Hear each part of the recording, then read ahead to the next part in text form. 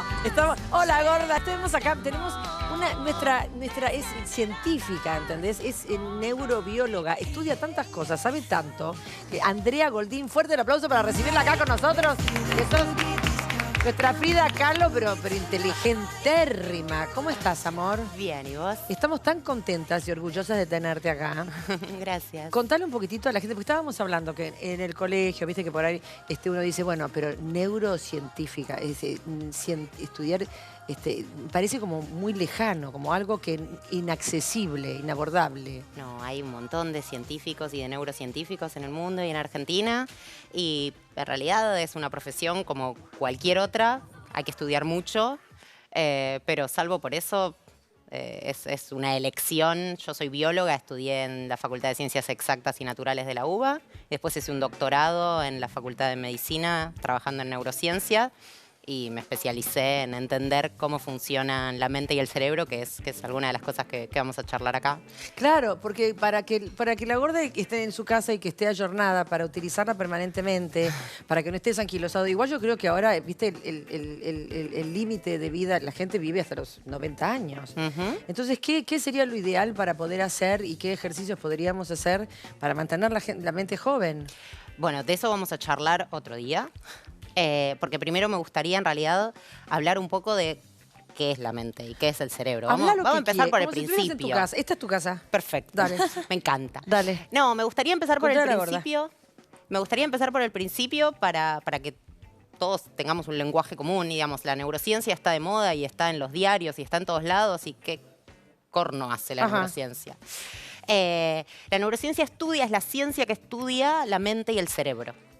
Y el cerebro es el órgano que tenemos adentro de la cabeza, que lo tenemos todos.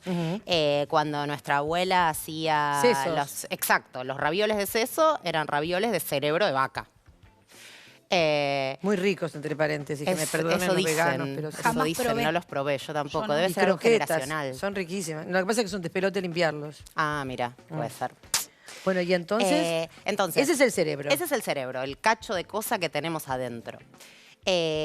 El cerebro interactúa con el ambiente, interactúa con las cosas que nos pasan a través de nuestros sentidos. Los sentidos que estudiamos en la escuela y algunos otros que tenemos, que otro día vamos a hablar. No son solo los que estudiamos en la escuela. ¿No son los 5 sentidos? No solo tenemos 5, tenemos más.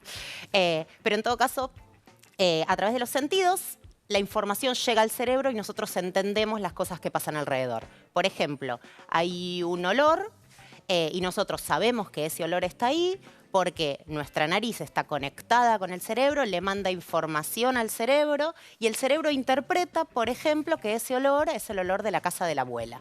Claro. ¿No? Esos olores fuertes, que ese olor es un olor rico que nos hace acordar a mamá. Esa interpretación tiene mucho que ver con quiénes somos nosotros, con la forma en la que percibimos depende de quiénes somos nosotros. Mi olor de casa de mi abuela es distinto a tu olor de casa de tu abuela. Totalmente. Lo mismo pasa con los ojos. La información entra a través de los ojos al cerebro y el cerebro la percibe según quién somos nosotros. Entonces, por ejemplo, tenés a la gorda sentada a las 5 y pico de la tarde, prende Canal 9 y ve 3 caras. Y lo que entiende de esas caras, entiende que son caras, su cerebro percibe que son caras, percibe, por ejemplo, que hay una cara rubia, que hay una cara que hay una cara más joven, que hay una cara que tiene el pelo más castaño, pero además su cerebro dice, ah, pero esa es Georgina, ay, me encanta, qué suerte que volvió, me encanta, me pongo contenta. Qué suerte, gorda, que te alegras. Cuando sigue mirando esa imagen, por ejemplo, dice, ay, esa otra, ay, esa es la Oneto, ay, mira, está siempre igual, la Oneto está siempre igual, no lo puedo creer, qué bárbaro. No le pasan los años, yo no sé cómo es. Después dice, y esa otra, ay, esa es chiquitita, esa chiquita, es esa que cuando se besaba explotaba todo y era todo. Y eso es lo que interpreta esa señora por su historia de vida.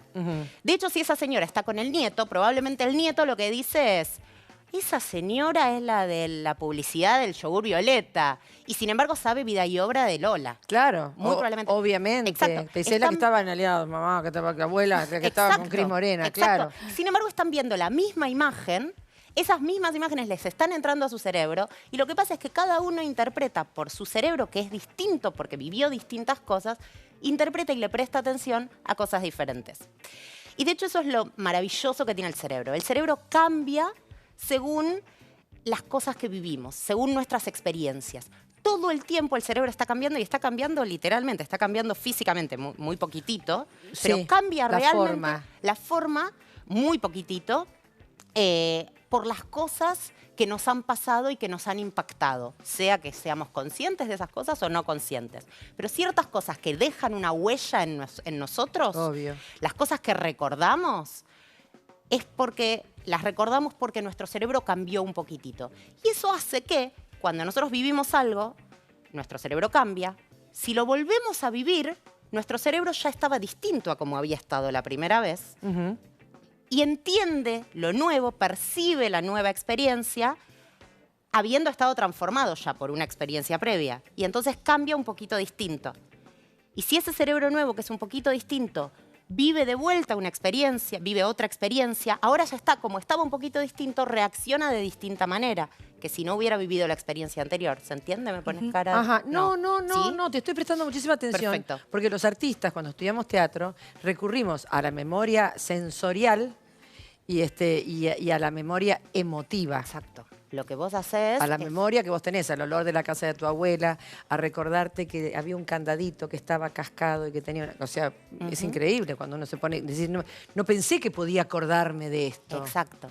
Tu cerebro se pudo acordar y gracias a eso pudiste aprender mejor la letra, más eficientemente, tuviste que leerla menos, te la acordaste mejor, te la apropiaste más. Y entonces eso nos hace únicos, porque las experiencias que yo tuve con mi cerebro son distintas a las experiencias que tuviste vos con tu cerebro y son distintas a las experiencias que tuvieron nuestros hermanos con sus cerebros. Claro. Y entonces eso hace que cada uno entienda las cosas a pesar de que tal vez vemos lo mismo, cada uno, como tiene su cerebro que fue moldeado por las experiencias que pasó en su vida, reacciona de manera diferente porque percibe de manera diferente esa realidad que estamos recibiendo todos. Te quiero hacer dos preguntitas. Cuando el bebito está dentro de la panza, Sí. también va recibiendo. Cuando el bebé está dentro de la panza, en los últimos meses, cada vez estamos más de acuerdo los científicos en que percibe muchísimas de las cosas que pasan alrededor. Por ejemplo, cuando un bebé en el No sé, último mes cuando de se está gestación gestando el cerebro. Si reconoce escucha música, por ejemplo, el bebé, esas cosas. en realidad eso no termina de quedar del todo claro porque no se sabe si es que el bebé escucha desde adentro. Yo y me eso ponía, es así. me ponía auriculares en la panza. Escucha, el bebé escucha, sobre todo, Te juro. en el último par de meses, el bebé escucha y de hecho los últimos estudios muestran, por ejemplo, que los bebés empiezan a reconocer la voz materna, empiezan a reconocer ciertas características del lenguaje que van a aprender después, que es el que están hablando afuera de la panza, en el último par de meses. Y otra cosa más, ¿qué pasa cuando, viste que la gente mayor, a medida que van pasando los años, qué sé yo, mi mamá que tiene 87 años, dice, ay, me acuerdo claramente cosas de cuando era muy chiquita. Por ahí le pregunto, ¿qué comiste ayer? Bueno, me preguntás a mí, yo tampoco me acuerdo, no tengo 87. Pero viste que por ahí te acordás cosas, la gente grande, que ya pasó, está en este tercer acto de la vida, mi mamá se acuerda de cosas de cuando era muy chiquita. Sí. ¿Por qué es eso? Eso es distinto, eso tiene que ver con dónde están guardadas las memorias en el cerebro. Ajá. Y con cómo están guardadas. Una memoria, un recuerdo, está asociado a otras cosas que te pasaron.